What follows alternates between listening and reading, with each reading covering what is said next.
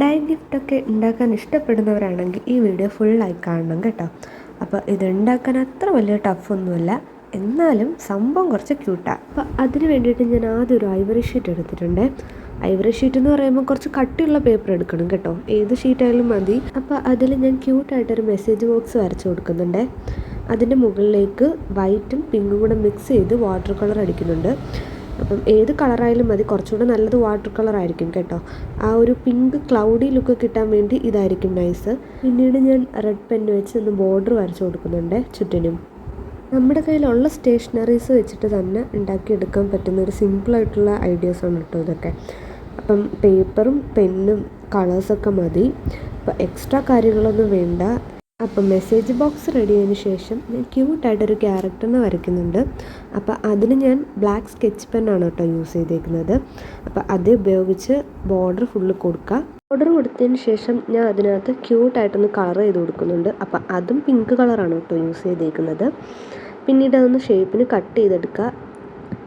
White outline വരുന്ന രീതിക്ക് വേണേൽ കട്ട് ചെയ്യാൻ. എന്നിട്ട് മെസ്സേജ് ബോക്സിന് സെൻറ്ററിൽ കൂടെ ഇതേപോലെ ഒന്ന് കട്ട് ചെയ്ത് കൊടുക്കുക.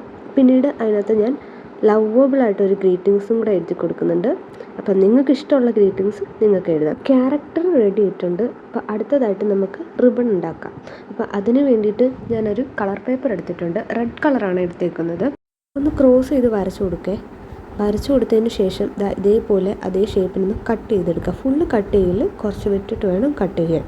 എന്നിട്ട് രണ്ട് ഭാഗത്തും ആർക്ക് വരച്ചു കൊടുക്കുന്നുണ്ട്. എന്നിട്ട് അതേ ഷേപ്പിനും ഒന്ന് ജസ്റ്റ് കട്ട് ചെയ്തെടുക്കാം. ഇതേപോലെ കട്ട് ചെയ്യണം. എന്നിട്ട് അതിൻ്റെ അതർ സൈഡിൽ 2 ലൈൻ വരച്ച് കൊടുക്കുന്നുണ്ട്.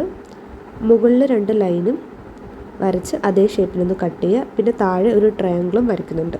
എന്നിട്ട് അതേ രൂപത്തിലും ഒന്ന് കട്ട് ചെയ്തെടുക്കുക. സംഭവം കട്ട് ചെയ്ത് വന്നപ്പം ഏകദേശം ഒരു ബട്ടർഫ്ലൈയുടെ രൂപത്തിലൊക്കെ കിട്ടിയിട്ടുണ്ടായിരുന്നു കേട്ടോ. അപ്പം നിങ്ങൾക്കിത് കണ്ടിട്ട് അതേപോലെയൊക്കെ തോന്നുന്നുണ്ടോ? ഒന്ന് കമൻറ്റ് ചെയ്യണേ. പിന്നീട് അതിൻ്റെ 4 ഭാഗവും ഇതേപോലെ ഒന്ന് കൂട്ടിച്ചേർത്ത് ഒന്ന് ഗ്ലൂ തേച്ച് കൊടുക്കാം. ബാക്ക് സൈഡ് ഇങ്ങനെ ഒന്ന് കയറ്റി ഒട്ടിച്ച് കൊടുക്കണം കേട്ടോ. എന്നിട്ട് നമ്മുടെ ആ സെൻറ്റർ പോർഷനിലെ സംഭവം ഉണ്ടല്ലോ, ചുറ്റി എടുത്ത് ഇങ്ങനെ ഒട്ടിച്ച് കൊടുക്കാം കേട്ടോ. അപ്പം നമ്മൾ റിബൺ എങ്ങനെയുണ്ട്, സെറ്റല്ലേ? അടുത്തതായിട്ട് ഒരു സ്റ്റാമ്പ് ഉണ്ടാക്കാം. അപ്പം അതത്ര വലിയ പാടൊന്നുമല്ല. ഒരു കുട്ടി പീസ് പേപ്പർ എടുത്തിട്ട് ഇങ്ങനെ ഒന്ന് വരച്ചു കൊടുത്ത് അതിനകത്ത് ബ്രൗണും സ്കിന്നും കൂടെ മിക്സ് ചെയ്ത് ഞാൻ അടിച്ചേക്കണം കേട്ടോ. ഫൈനലി നമ്മുടെ ക്യൂട്ട് ഗിഫ്റ്റ് ഇവിടെ റെഡി ആയിട്ടുണ്ട്.